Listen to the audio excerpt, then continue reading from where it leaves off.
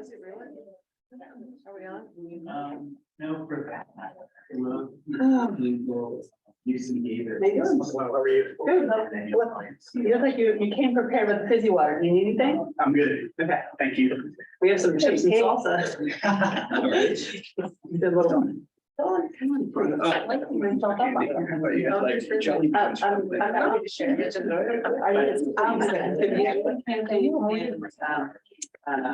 Yeah, I had a unusually quiet weekend. I usually host an enormous egg hunt at my house. Yeah. I do like all of my kids and their friends and other relatives. And like, they were all, everybody went out of town this. So I cleaned I know, house and that's stuff. And then I brought a suit, but I forgot to put it on. It's not the most relaxing. A suit jacket and shirt. for the But the meeting. camping was actually really fun. Yeah, we were there with my son's fire and we were there with some. Yeah, I usually dress up for this one, but I was in my comfy clothes. Yeah. But I have a suit in the car. I just want to put them on. Yeah, you're like, come check in. Yeah, right, we should stay together. Yeah. Yes. Yeah. Yeah. My son's planning to be for like. I had with you last month and I totally forgot to get it to you. And about, Which is great. Yes. Thank you. Do you think I have to go before? Yeah. It's like, see, it's like, yeah, it's really awesome. It's like, okay, fine.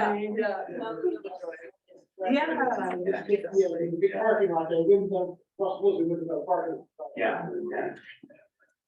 That's good. Yeah. But yeah, it sounds like you guys stay close to home for. There's so much. Yeah. Yes, on our spring break, going before. Yeah, And yeah. last week. Well, we did that. They're back in school. I'd like to take Friday off.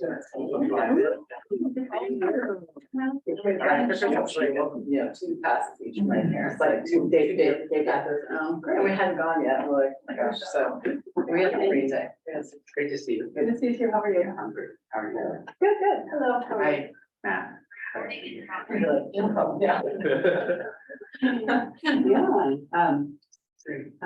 Yeah, I didn't, we have our check-in, but neither one of us showed up for it today. Yes. And which I figure if neither one of us shows up, then it's not a big deal. Yeah. I was like waiting to see if your face popped up, but, you know, we are gonna talk about the cost retention contract now. So I expect it'll be controversial, but I did want to just, raise the fact that, something that's gone out in 2 years.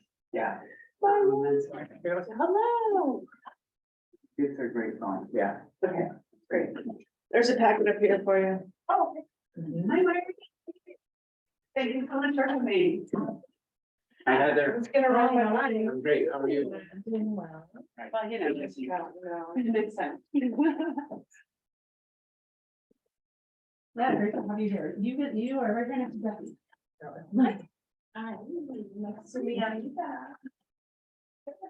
Yeah, going around and reading on my desk, all the back here.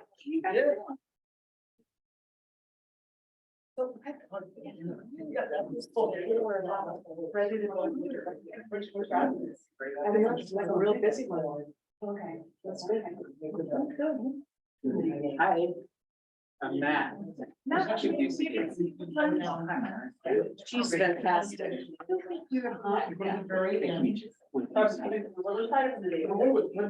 Very, very good. I mean, I could get in. Yay. And then you got.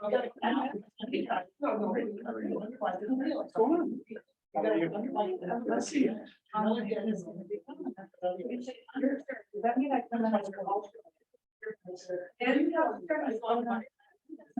No.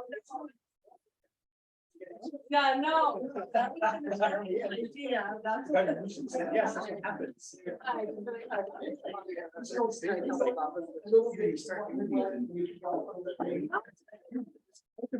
Level of engagement and involvement is.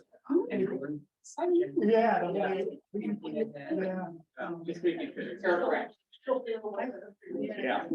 Okay, with you. Yeah, I've been a fan of mine for a long time. That's good. Were you on the list? Yeah. 27, 29. I've been part of the community for a really long time. We've already played this game. None of us want to hear it. Yeah. Sorry. Yes. You know, one of my favorite memories, we have some. You're One of my days.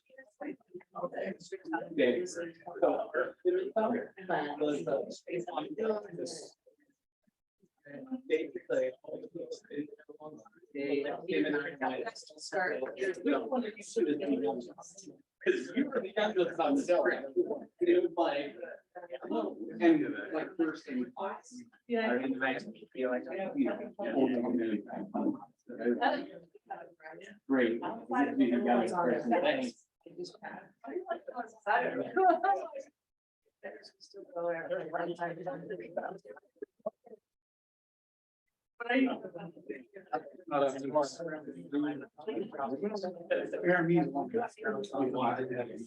That's great. Do you guys do what?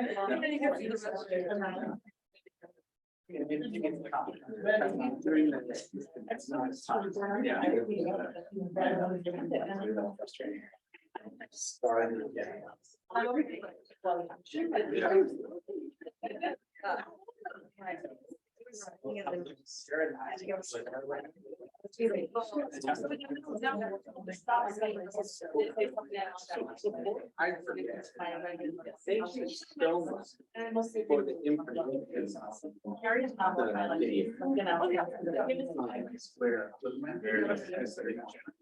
So.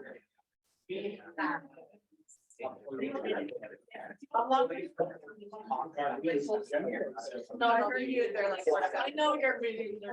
There's not a company. No. It's really hard. It's all- nothing. I know. But I forgot what it was. Yeah, it's been what I heard.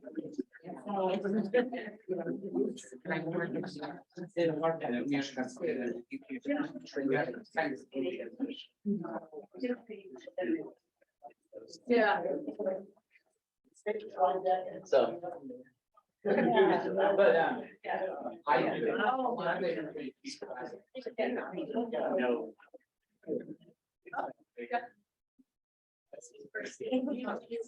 Being in the light. So it's, yeah. Oh, yes. When you play them? We don't play them. Oh. So. Because we don't have to.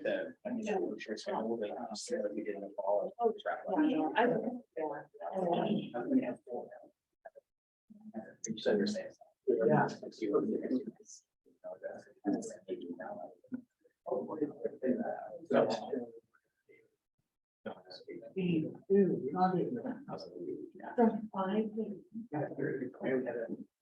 should have a bed. How many bathroom bread? You have a 3 AM city council meeting, so 2:45 actually, but. That was my first one the next day. In 2 years. Lucas is like, wait till you get to the 5, 6. You guys are like hardcore. 165 public comments. Yeah. What was that? Adam, please tell me that that's not the way these. I'll arrange for a babysitter till about 8:30. No, that was the public safety reform items in 20.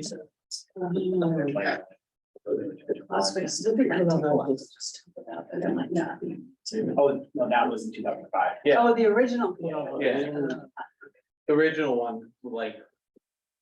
We were there taking public comment forever, oh, yeah. I know, yeah. Maybe this. Yeah. As a kid, I used to fall asleep on the table pretty regularly. I can see myself, just, I need to be here and see. If I was gonna-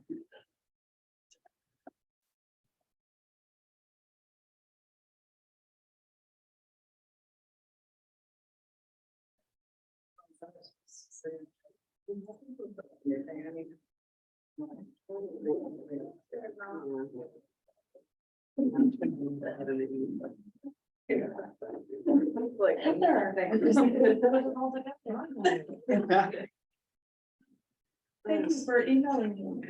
All the information. No, just. I Started everybody from being there. How do you pronounce the last name? I was calling you the right process.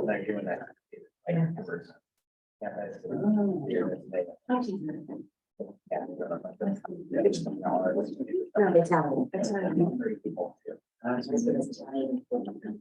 They've done a lot. It's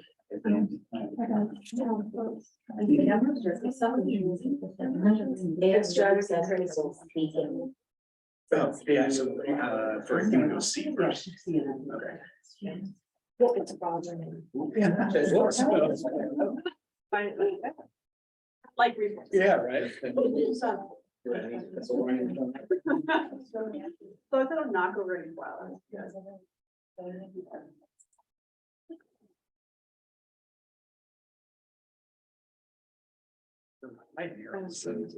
Cue to get going, right? It's just lots of dot. We'll start flashing the light.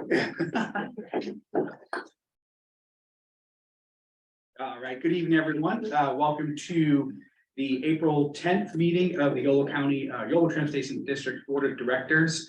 I'll note that it is 6 o'clock on the dot, and we have ex officio member Dulcich here, Director Frericks, Director Vega from the City of Woodland, welcome. Director Lauren from Winters, and myself, Vice Chair Chapman from the City of Davis. So we do have a quorum.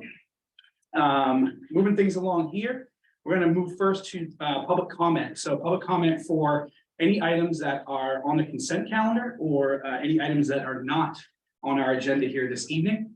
Please feel free to come forward.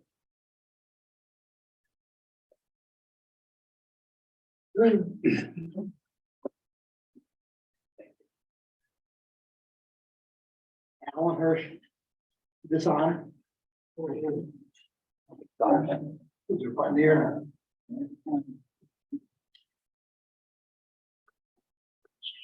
Yeah, thank you, Alan Hirsch, Yolo Mobility.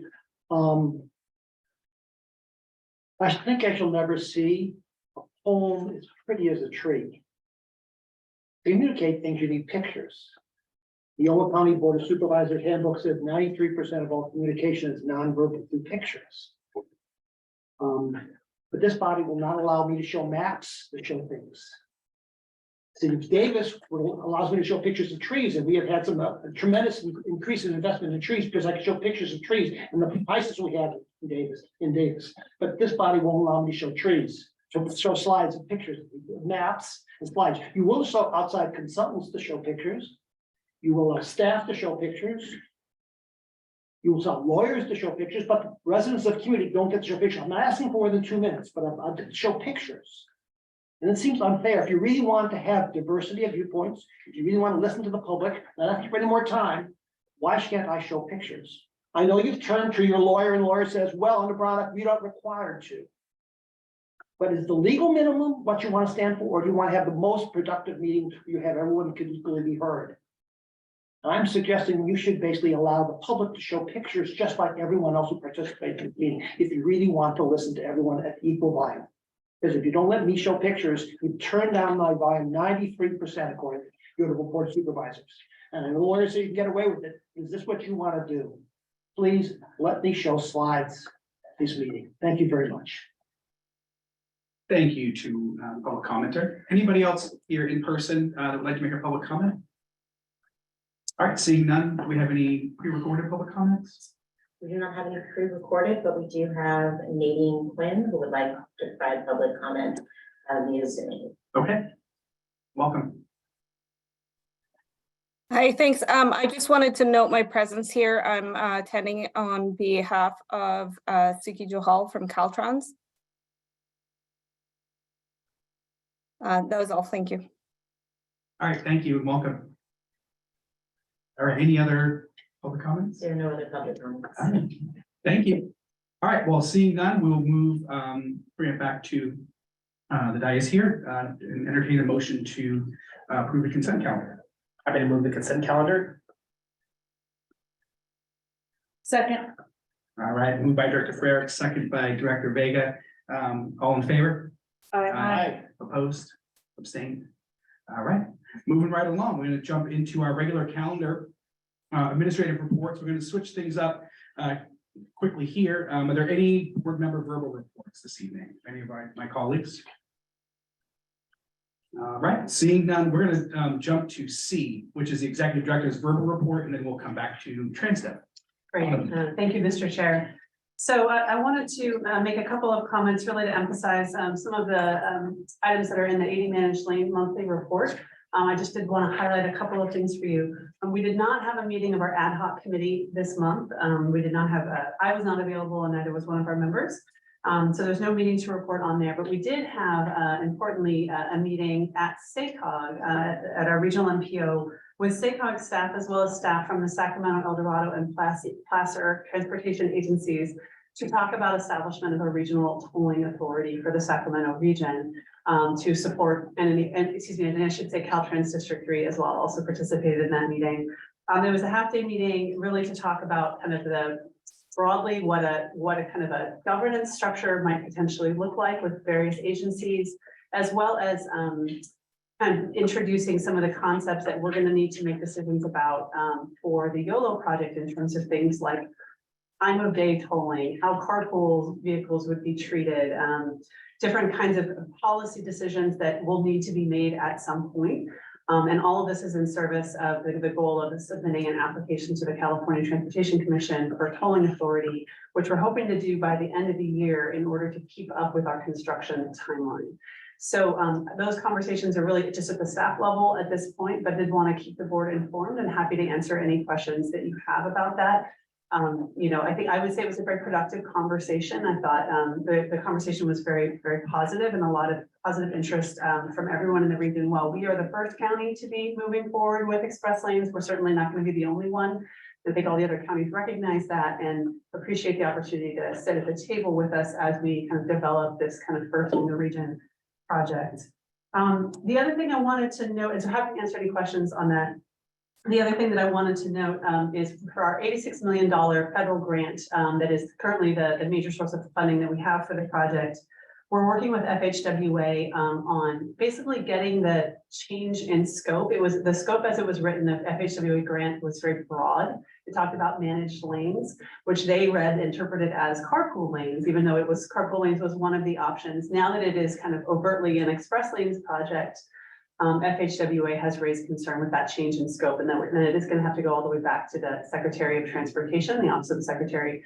And so we've written a letter requesting a meeting with the Office of the Secretary's staff in order to explain the reasons for this change and why we believe it's most consistent with our goals as well as state goals and federal goals, frankly, around climate, around equity.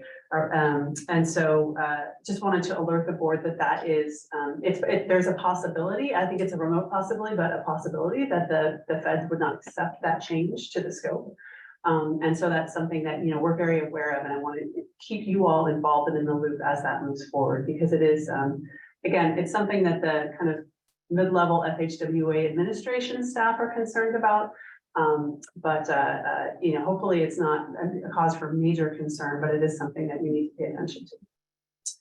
And then lastly, I wanted to note that one of the items that was previously agendized for this meeting was our Woodland Microtransit Service Plan, as well as revisions to our broader microtransit policies countywide, including our fare policies, which you've heard quite a bit about in recent months. We did pull that item from tonight's agenda in order to have more time for conversation with the city of Woodland, to make sure that they fully understand what we're proposing and think through the cost implications of that. So that's going to be coming to you next month instead of this month, but it's still very much in the works. And finally, I just wanted to introduce Julie Holmes, who is with Trans7 and is filling in for Michael Klein tonight. And Julie has been with the team for some time. How many years? About 5 years. And she was just elevated to operations manager, which we're all very happy about, and congratulate her on her promotion. Thank you. And she's going to be giving the verbal report from Trans7. Sure, yeah, I'll bring it back, see if there's any questions from my colleagues for Autumn on her report before we move to Transdev. Okay. I really appreciate your report. Can you hear me? Very faint. All right. I was wondering if we could bring back and bifurcate the issue of talking about Woodland and Woodland's microtransit, and bifurcate the cost of Knights Landing and Winners microtransit in a future meeting, so that those issues could be addressed in a more timely manner than maybe Woodland's larger concept. If I understand, so you're suggesting that maybe we do try to move forward more quickly with the broader microtransit policy changes while we're kind of working out the Woodland service plan details. Is that Yes, right? please. I think that's something that we could look at. Yes, we should be able to go ahead and break those items into two, and we'll bring a new policy, if that's okay with you, to this board next, the next board meeting, and then that'll help us to get them in place a little bit quicker. Yeah, I think it's safe to say that the concerns that Woodland has are kind of more related to the kind of the Woodland service plan itself, not the broader policy. So, Yes. yeah. Thank you. Thank you. Any other questions for Autumn on her report before we move on? Just a quick question I have. What are the kind of the report back or the milestones for being new to this board for the 80 managed lane project? When does that come back? Their decision-making process, or what does that look like? Yeah, great question. The next very clear milestone in terms of time certainty is around the release of the draft environmental impact report, which is Caltrans is the lead agency on that. But you know, we're as a kind of partner agency, we really want to make sure we're kind of actively involved in. So we'll be getting a report on that, and also taking opportunity for the public to weigh in with us as well as with Caltrans during the environmental impact review period. So that will the AR is slated for release in June. So I think we'll probably see that at the July board meeting. And then I would say that the other major milestones will be this fall around, if we are able to get there, establishment of essentially a joint powers authority to develop tolling or to administer tolling, and an application to the CTC, which will require certain technical kind of products that we'll bring to the board for your input and consideration for that. So I would say July, and then probably September, October timeframe. And then the final EIR will be certified by Caltrans. I think the hope is by the end of the year. And so as a responsible agency under CEQA, which is our role in that, we will also be asking this board to take some action to certify. We won't be the ones certifying the EIR, but we can give Caltrans our approval for moving it forward. Great, thank you. Sure. All right, moving right along, we'll go back up to 4B, and welcome to. Yeah, I'll do it after we go through the reports, not on every single one. Welcome and congratulations on having a hard time seeing you pass the flowers here. So yes, welcome. The floor is yours. All right, so we currently have 60 operators. Sorry, Julie, we gotta put you on the mic. Okay. Perfect. All right, so we currently have 60 operators and we need 60 operators to for our current service. We have 7 operators in training currently. And so far this week, we have 3 interviews lined up. That's where we're at. All right. Any clarifying questions or anything for the colleague? Sure, Director Ferris. Yeah, congrats on your new role. But also just wanted to ask, with regard to applications that are coming in, I mean, are you seeing sort of any upticks in, the amount of people that are applying, or, there had been some challenges a few months ago where people were getting through training and then just kind of not, maybe finding other employment elsewhere. So I'm curious if the folks that have been going through training and they're now operators, or they're staying, they're, just curious about some of the. Actually, our current trainees that we've been getting in, they're actually staying. So we're on our way up. But I think there was some changes in training, and I think that's really done us justice. Great, thanks so much. Appreciate hearing that update. Thank you, Director Ferris. Sure. I did just also want to add to what Joe said. One of the things that Transdev is doing hiring fairs too. So besides just accepting applications, they're being very proactive and not just doing job fairs, but hiring fairs, which decreases the amount of time before we get them in doing training, and also has really increased how many people we give jobs to and who get to training. So I really appreciate the hard work they've done. I will just chime in on this. So I do think it's a really important topic, and there's a reason we asked them to report on our driver numbers every month, because we have really struggled in recent years to have enough drivers. And I think at the low point, we were down to 52 drivers. And so we're up to 60 now, but also when we launch our Woodland microtransit service, I think we want to have an additional 4. Yep. And you'll see, we'll be talking about the budget next month and our service plans for next year. And all of that is going to continue to require more drivers. In fact, we didn't even roll out all the service that we had in this year's budget because of a lack of drivers. So, at a certain point, I will just say, we may have to look at, additional, this board approved an increase to our wages in November of 2021. I want to say, given the struggles we continue to have, we may have to look at another, frankly, wage increase at some point in the future if we're not able to continue this. But we have seen that upward trajectory, and it's not due to any shortage of hard work on trends. That's for sure. Yeah. Great, thank you. Just a quick follow-up to that. So what's the optimal number of drivers to have with the services that we currently provide? We actually like to have at least 68. Almost there. All right, thank you so much.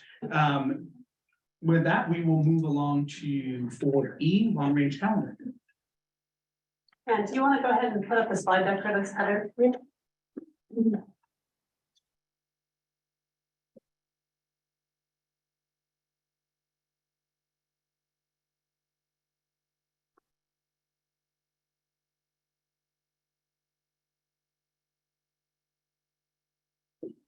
All right, great. So as I mentioned during my executive director's report, the Woodland Service Plan, which we were originally going to have a preliminary conversation about that this month and then approve it in May. We've now pushed that back a month. So we'll have a preliminary conversation in May, although per Director Lauren's suggestion, we may be able to move forward with some of the policy changes next month, even while we're working out the details of the Woodland Plan. We're also you're going to see a first cut of the 23-24 fiscal year budget. And then also a first draft of the zero emission bus rollout plan, and a progress report on our 12-month goals, which were adopted back in October. And then in June, we'll have approval of the budget, and then approval of the Woodland Service Plan, and then approval, that should say final approval of the zero emission bus rollout plan. So kind of 3 pretty major items actually that will be doing both preliminary and then final over the course of the next 2 months. So it may feel a little bit like Groundhog's Day. And then I'll leave it at that for now. But happy to answer any other questions on the long-range calendar. Any of my colleagues have any questions or things they would like to suggest being added to long range, aside from Director Warren? All right, seeing none, we will move to public comment. If there's any member of the public that would like to speak to this agenda item, please come on.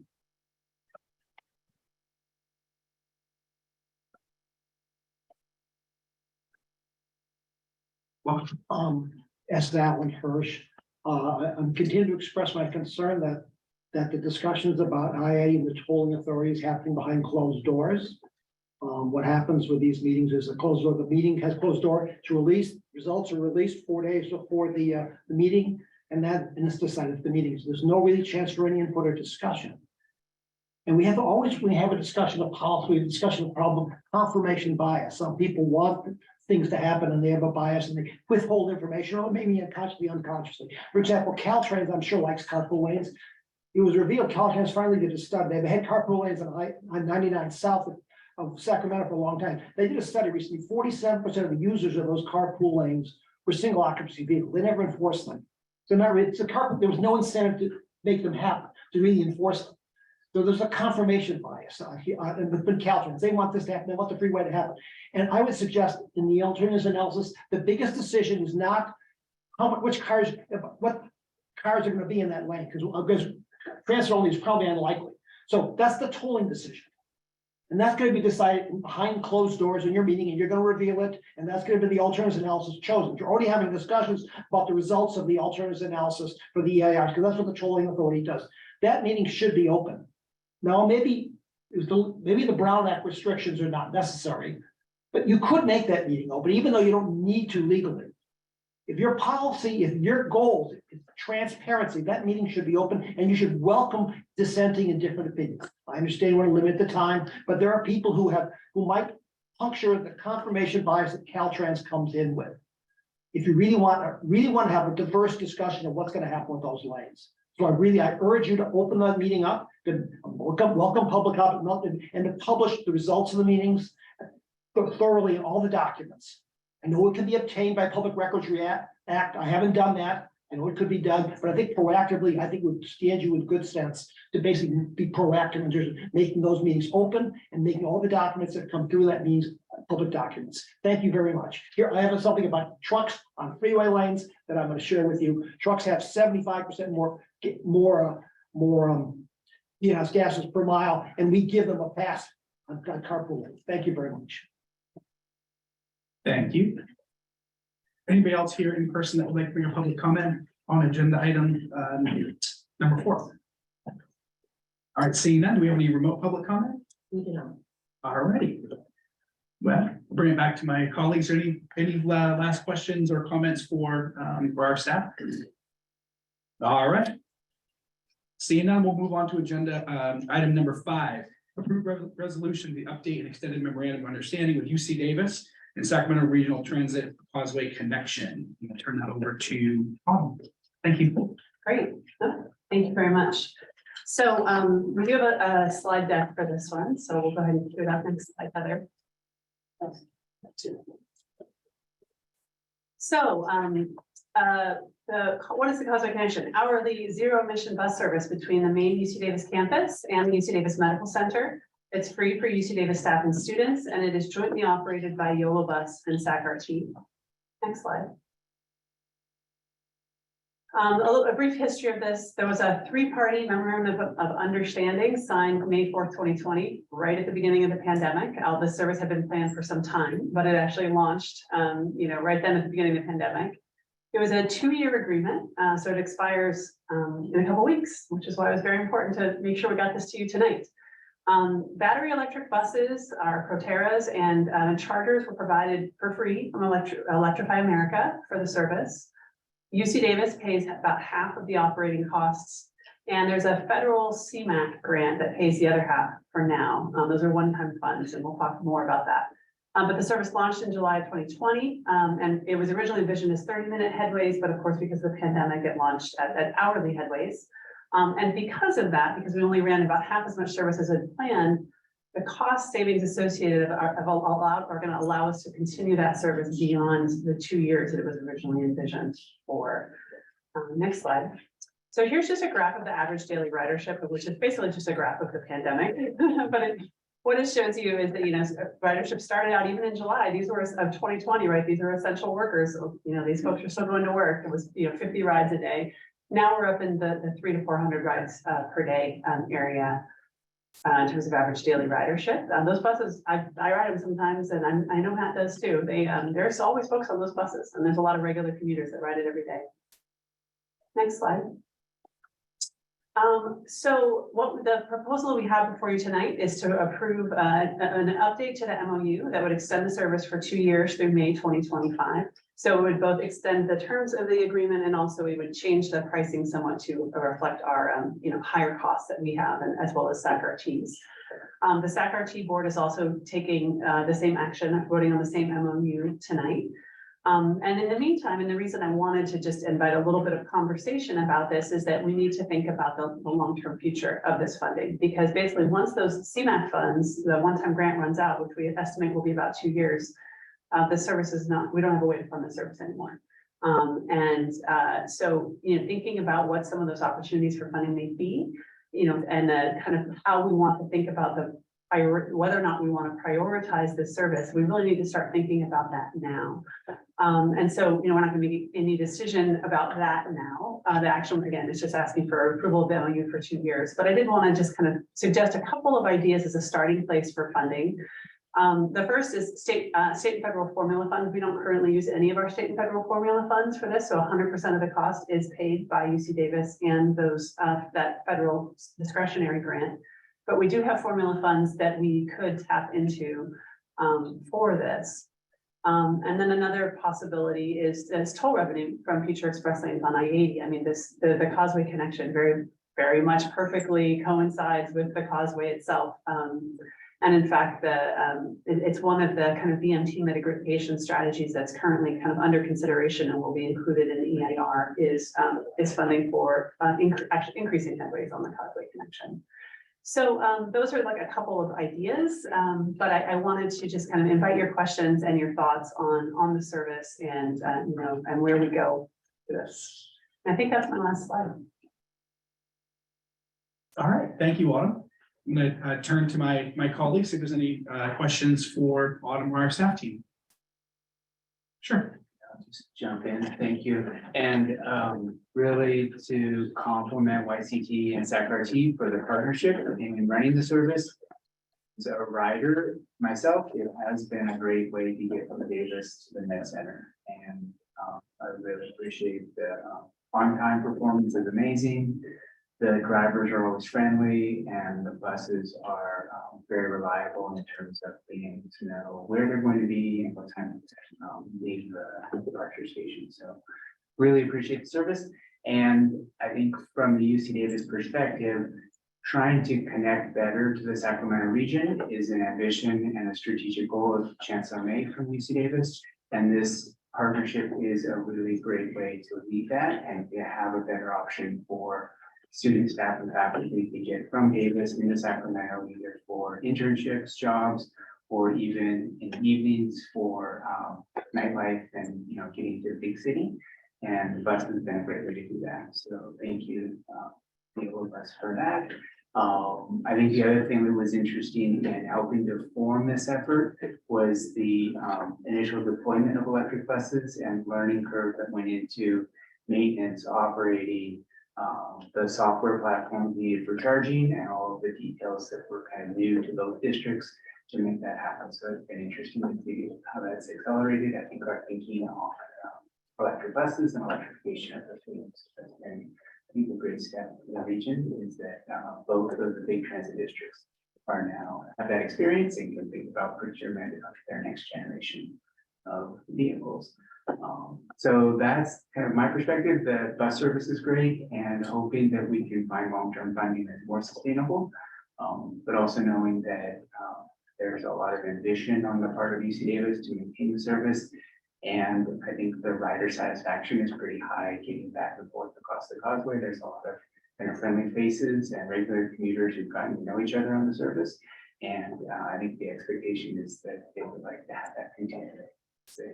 Go back and forth on the causeway. So that's it. Thank you. Thank you for your comments. Anybody else, colleagues, have questions for Autumn, Marie, and our team? Sure. Yeah, two quick questions. So appreciate the update and supportive obviously of the extension of the MOU, but sort of questions around the, obviously we have to look at sort of future expenditures in terms of where the funding might come from. I appreciate you highlighting that.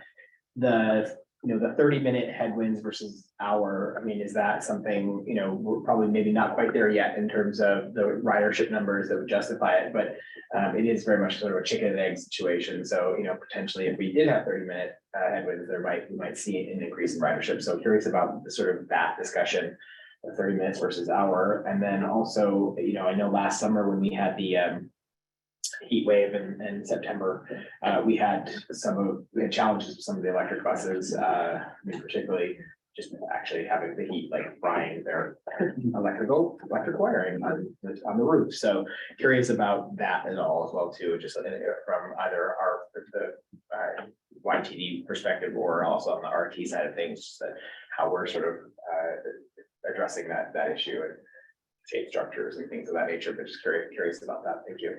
Thank you. Yeah, no, and I'll start, and I'm also happy to let Eric speak to some of that as well.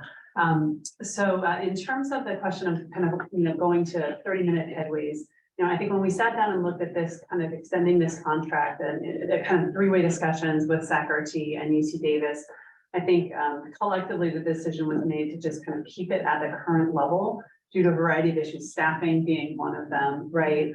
And also just kind of, I think, uncertainty about long-term funding. I mean, if we, the more service we run now, the less, the more quickly the funding's gonna run out, frankly. And then that's kind of that piece of it. So I think the decision was made to just try to continue the service for now, as long as we can. As far as it's definitely been an experiment with the Proterras, with the electric service, and it has, I think, positioned us really well as we're going into adopting our zero emission fleet transition plan, which Courtney's been working on. The Proterras, all the electrical wiring is in the roof of the vehicles. And so during the heat wave, they stopped working. And I mean, in some cases, like they stopped working literally when the bus was on the freeway going 60 miles an hour. And I actually remember talking to a rider afterwards. I was on it and she told me how scary it was that day. And I know it was really scary for our drivers too, who experienced that, for everyone that was involved. So we ended up just making a decision to only run our regular CNG vehicles when the temperatures were above a certain point. But that's not the only issue that we have had. We've also had a lot of issues with the chargers from Electrify America, where I feel like there's like continuously at least one charger down, which then makes it so that we can't charge the vehicles. And so we've had to, I would say, we've probably run CNG vehicles, 25% of the time. I don't know if it's quite that high, but That sounds like a good estimate on the number. yeah. Go That ahead. sounds like a pretty good estimate on the number. I mean, we've been doing a pretty good job of making sure to have the service be operated with electric buses, but it hasn't been 100%. And I do want to comment that part of the plan that we're putting together talks about trying to provide shade structures and charging associated with those buses as part of our infrastructure plan. So those are parts that we're, like Autumn said, having these vehicles has brought many lessons and some really important information for us to move forward with our plan. So. And I will just note one thing, which is SAC-RT did not have the same problem with Proterras because their bus yard is underneath the freeway. So their buses sit in the shade, and they didn't have that issue on the side. Yeah. Okay, thank you. Anyone else have questions for Autumn or team? One quick one I have, what's the amount we're talking about that's being funded through that? Is there like, what's the magnitude of funds that we would need to be looking at? Yeah, great question. And the service cost overall is about $1.2 million per year, of which about 600,000 comes from federal funds and then 600,000 is paid by UC Davis. So we, to keep the service going at that same level, I think we'd be looking for, assuming UC Davis doesn't want to pay for it all themselves and double the amount that they're spending on it, we're talking about really $600,000 a year, approximately, of which, half would be SAC-RT if we continue to the current arrangement and half would be from Yolo. Yeah. Okay, thank you. And did you want to answer that now, the 600,000? We can stop worrying about it. I think, like Heather said, having more funding partners is the best way to do it. Good answer. All right, so not seeing any other questions, so my colleagues will open this up to public comment. Anybody here in person that would like to make a public comment on agenda item number 5? All right, seeing none, do we have any remote public comments? We do not. All right, I will bring it back to the dais for deliberation and entertain a motion. I'll make the motion. I would move that we approve the resolution to update and extend the memorandum of understanding with BC Davis and Sacramento RT for Causeway Connection Route 138 bus service, as stated in the packet. Thank you, Director Warren. Do we have a second? Second. All right, so we have a motion by Director Lauren, a second by Director Vega. Any other thing good of the order? All right, seeing none, we'll go to a vote. All in favor? Aye. Opposed? None, abstained? None. All right, motion carries unanimously. Thank you. All right, we're gonna now move into our last agenda item number 6, Downtown Woodland Transit Center study, and we'll turn this over to Courtney. All right, all right. Just want to say good evening to the board. So today we're here to discuss an update for the Woodland Transit Center relocation. Want to do the next slide. Thanks. All right, so a little contextual background. So what is a transit center? You can define it many ways, including a transfer point for getting to key destinations. You want the transit center ideally to be either, there are 2 types, they could be on-street or off-street. We've got an example here from UC Davis where they have an off-street transit center. This is Memorial Union, it's tucked inside, as you can see, it's got locations for passengers to wait safely, they've got coverage, you've got amenities, and you've got displayed information to let you know where you need to go. Another key point of a transit center is it also provides multimodal connections, so not only walking, but biking, if you're commuting or if you need to drop off. It's supposed to be a hub where it allows you to get to where you need to go and connect using the bus service or other amenities. So next slide. So for Woodland, this is just an aerial view of trying to provide you here. That dot at the bottom is currently the current location for the transit center. Sorry, it's kind of hard to see. But ideally what we're looking at in this proposal is to find a location that through our study will be more centrally located within Woodland. And so as you can see here, I know it's hard, but the goal from the study is when we contract with our partners to identify what would be the best location that would not cause us to have to change too much of our routing and service to accommodate, while also providing a center that is more accessible to, let's say, the downtown corridor, even the courthouse. Next slide. Okay, yeah, so let's see, so this right here is showing just an aerial view of County Fair Mall. So the greens that are kind of like etched out are essentially vacant properties. The circle that you see is the transit center itself. And as most of you have known, if you've spent some time at the downtown transit center, or not downtown, County Fair Mall, that there's definitely things that need improvement. Not everyone feels safe to be there. And so we've taken those comments into consideration. And this is just more of a visual kind of context. Next slide. So current status of County Fair Mall. So this picture was actually taken today, went out today just before this meeting. So this is a picture of the now closed cinema. Something you may know, kind of like what I recapped. Most stores are vacant. There's not really a lot of good lighting. And the area itself is not maintained, a lot of high weeds, still some vagrancy issues. We'll go to the next slide and you'll kind of see for one more. So let me cover this real quick, but yeah, continuing on. So we have some safety concerns that we're also dealing with why we're proposing this study. So if you can see a little bit, the lighting is right above the shelter. It's solar powered, but again, you're thinking about the coverage for the entire transit center at night. That's not going to be enough. And so you want to at least have some better visibility. Again, as I said earlier, not close to any of the key destinations I mentioned, like a lot of the businesses in the downtown area or the courthouse. And then what I brought up earlier from the first slide is a lack of sidewalks and bike lanes. Again, there's not really that here. So one issue we've heard is that, students trying to connect to go into Davis is that really their only option is either to get a ride or walk, depending on the time of day. That's really not, especially at night, that's not gonna be ideal for them. And then the bike lockers that we have behind are not lockers, they're just kind of stands and they're not really, I would say adequate. So go to the next slide. These are just a couple more pictures, again, showing the lack of maintenance for the transit center area. That is a barricade, assuming it's to prevent the homeless people from staying there at nights, I'm not sure, but just again, trying to capture that we're taking a lot of the feedback of what we've heard into, and just showing you visually that this is an issue that we're taking seriously. And again, these pictures are taken today, so letting you know that this is the current status of some of the surrounding area where the current transit center for Woodland is located. Next slide.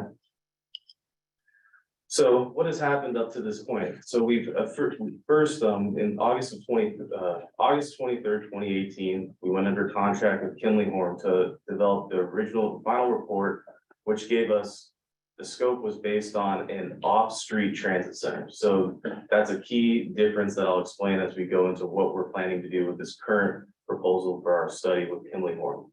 So also this report had a proposal for 3 sites. These sites were also off the street. And the final report was finished in 2019, but was not approved with a further action of what Yolo was supposed to do implementation wise. And so we'll go to the next slide. So with that in mind, we've come to this point today currently where we have our draft proposal for you, in which we are planning to have a study for an on-street transit center that would be prioritizing the downtown corridor as a location that we would want to, that we feel would be suitable and meet the needs of our passengers, while also providing a connectivity for businesses and some safety by being located in a more visible area. And so with that, this is just a picture of the downtown Woodland, as you can see. And the main components of this contract, as I said, is that this would be for an on-street transit center. So similar to Merkley in West Sacramento, where it's on-street, buses can go on and then pick up the passengers and leave. And then with that, within this proposal, we expect to work collaboratively with the city of Woodland and our public stakeholders.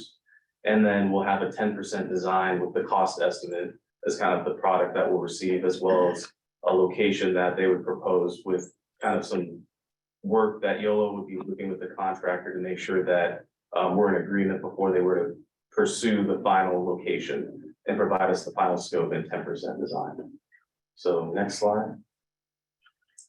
And so with that, we've come to the timeline and budget for how this process would go about. We estimate about 17 weeks. And that would begin from the time when, the board first approves this proposal, and then us finalizing the contract with Kinley-Horn. And then we estimate the cost would be roughly about no more than $75,000. And that we will present the final results at the October board meeting. Sources of the funds that from how we were able to do this are cost savings from our previous budget year. And I believe that includes, presentation.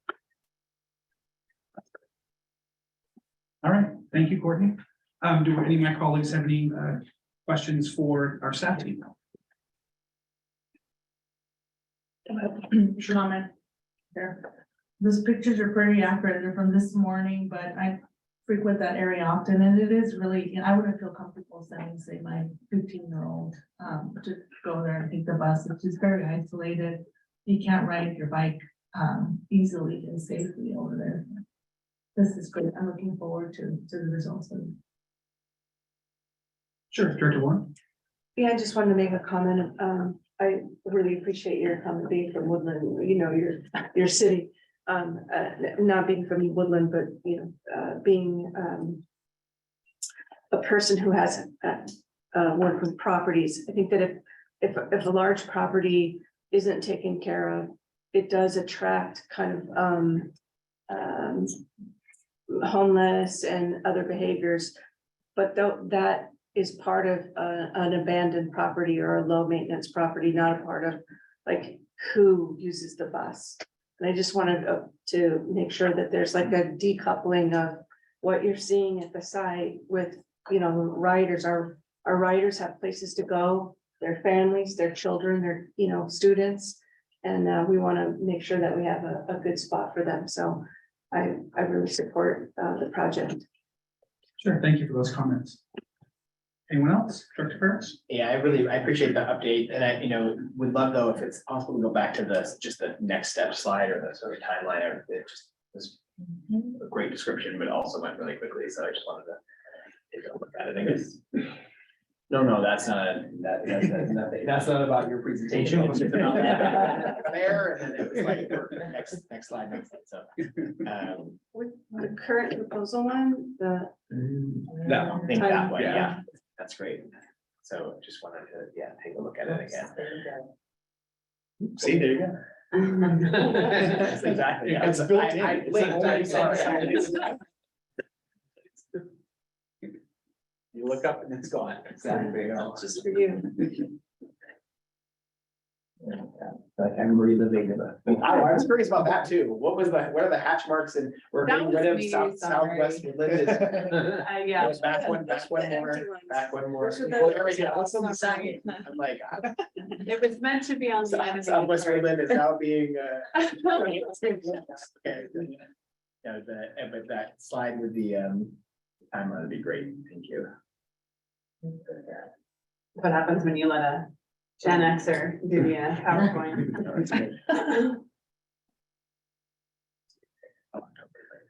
Okay, so I appreciate the sort of the work that is gonna be done on this, and I know that the current, the sort of new study is being done by the folks, the sort of consultant team that worked on the last one. And sort of two quick questions. I mean, I think one, just the sort of the choices around moving forward with an on-street site versus off-street site. I mean, the off-street sites that were potential options from the first study actually are saw pretty decent sites, actually, one right there on Main Street, sort of by Main and East, essentially. So curious about why that is. I mean, I do understand the benefits of having an on-street transit center. I get that. I mean, but also I appropriately not done off-street transit center that is also in downtown Woodland, which is what one of those sites was. Seems like it could also be something that is, very successful potentially. So curious about that. I mean, why one versus the other? It does seem like an on-street transit center could probably be a lot less expensive. One of my guesses. So, and then I'm curious about, in the pandemic, we were forced to make real sort of pivots. I mean, on a lot of things, of course. Is there an ability to sort of pilot an on-street transit center essentially now? I mean, how difficult would that be? I mean, right, why could we not just have, working, of course, in the city of Woodland, you X out a couple of parking spots and you put up this temporary bus signage and call it a downtown transit center, and, sort of, I don't know what the process is after, final reports due, and we'll say October 2023. Does it then take 2 years, 3 years to get a downtown transit center in place? I mean, because I think we're all in agreement. The photos show it as well, but we've also heard it from a lot of users that the current situation is not good. And so I think the key is to try to figure out what we can do more, sooner rather than later. So curious about sort of some of those items. I'll jump in on that, and feel free to jump in. In terms of the on-street versus off-street, I mean, you nailed one of the key issues, which is just the cost. I mean, actually purchasing a parcel, and going through the development process is, it's a major cost. And it's also time consuming. But I also think that, given the volume of buses that we have here, this is not the UC Davis Memorial Union, like we don't have that many buses, and you don't actually really even need that much space for the number of, we're talking about 10 buses an hour, particularly since we're going to micro, we've gone from 4 local routes to 2 local routes. We're really not talking about that many buses, and we wanted to avoid, I personally want to avoid replicating the same situation that we have at the County Fair Mall, which is like getting a big parcel and it being mostly empty because it's a space for buses to turn around, and it ends up becoming a magnet for the same kind of behavior that we want to get away from. I mean, I think from the perspective of the downtown Woodland and the revitalization they're doing, better to leave those parcels for infill development, for transit oriented housing, all that kind of stuff. And I think for the volume of buses that we're talking about, it could easily be accomplished with an on-street transit center that really kind of blends into the urban fabric. And we're really talking about just kind of eliminating some parking spaces and then maybe making some renovations to the sidewalk, putting in shelters, lighting, et cetera. And there's also just so much public land in downtown that is not, where we're not having to put it directly in front of a business and take away parking in front of a business between the courthouse and the county, all the county facilities, that it seems like there's a lot of opportunity in downtown Woodland, and that would allow us to move things more quickly. In terms of your second question, that's kind of related on the kind of timing of how quickly could we spool this out. I mean, our intention is to, as soon as we have a location, make the minimum necessary improvements in order to actually move the service there, while we then work on the kind of like long-term permanent infrastructure changes, whatever those may be. So I think we want to get there as soon as possible. What we don't want to do is move the services before we have a final location, because then we'd have to move them, because this is existing service that people rely on, and every time we do a service change, we're disrupting people's patterns, disrupting their lives, and so we want to make sure we're doing that as infrequently as possible, and then when we do make a change, it's going to stick for a while. Great. Okay, great. Thank you so much. I appreciate all those comments. Yeah, thank you. And I'm gonna, if I can, add a couple follow-ups on that same thread. So what are, not super familiar with Woodland, so what are the kind of the boundaries of where it's too far? Like, what are we looking at? Is it basically kind of by the courthouse, that area? Is that like the ideal location, what you're looking at, or is it, I mean, how far Did can we we not? define it in the scope of work? A little bit, I would say we probably want to go from east and then to court roughly as our boundary. But part of the study is so that when we're working with the consultant, they can take a lot more analysis in regards to like patterns and the way people move and kind of the existing infrastructure to kind of help tease out what is the ideal location. And I'd say, so it's kind of like a mix of east to court, but then we're letting the consultant and the data kind of dictate, sure, this being the best location. And then, sorry, college to east. It's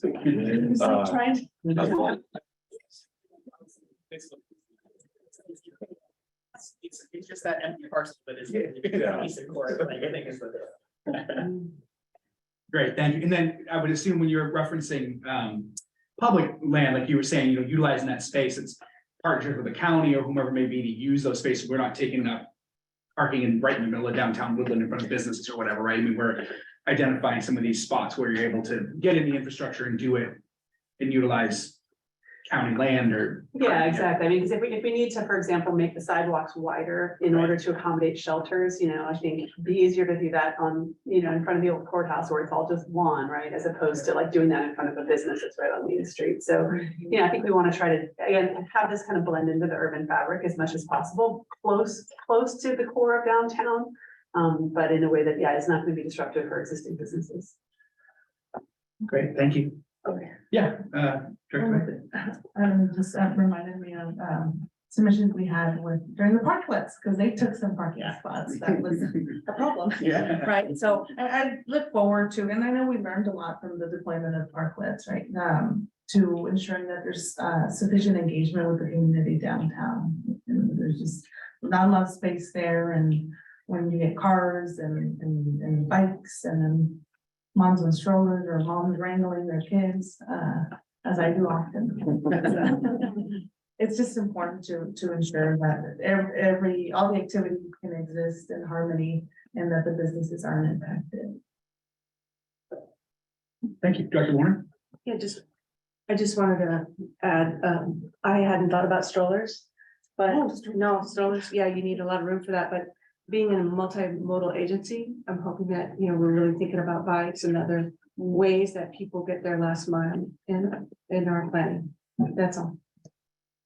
Great, thank you. And I think just to wrap up, I think that Director Barracks, you touched on it. One of the things that we've learned in Davis with changing modes of transportation among folks is we've started doing now, which you could touch on, are kind of these pilot programs and what does that look like, right? And not knowing the true impact that it has until those spots are gone and the bus is pulling up, and what does that mean, and noise involvement, all that type of work. So if there's ways that we look at that, I'm not quite sure that'd be something I'd be interested in as well. Wrapping up, thank you for this. In my 4 months at every meeting that I've been in, somebody has talked about this location and this spot, right? And the safety around it and what that means. So it's really important for this to continue to move forward. And I want to thank you, Director Warren, for your comments around the folks that are using these services, right? It's not indicative of folks that are taking transportation. Yeah. So thank you for calling that out. So seeing that, I'm going to move to public comment. Are there any members of the public who would like to make a public comment on agenda item number 6? Come on up. Helen Hirsch, I think on-street transit center is highly appropriate because buses moving in and out quickly is really important, and deviating off and on is not work. Certainly putting near an activity center is really important. I wonder if the Gateway Shopping Center has been considered, because it would actually be faster to get in and out, the speed bus 42 around the whole loop. And then, because Woodland is is laid out on a nice linear street on Main Street. Couldn't we have a circulating bus that goes up and down Main Street that would feed the Gateway Mall? That's that transit center. Maybe the savings by running it through transit center might be enough, might help finance that bus on Main Street. And coming from Davis, the destinations I want to go to are basically the Gateway Mall. That's where the stores that I want to go to. That's what would feed the commerce downtown. There's not many things I want to do except go to the supervisors meetings where I talk to Lucas. I moved it So- over to the Gateway Mall.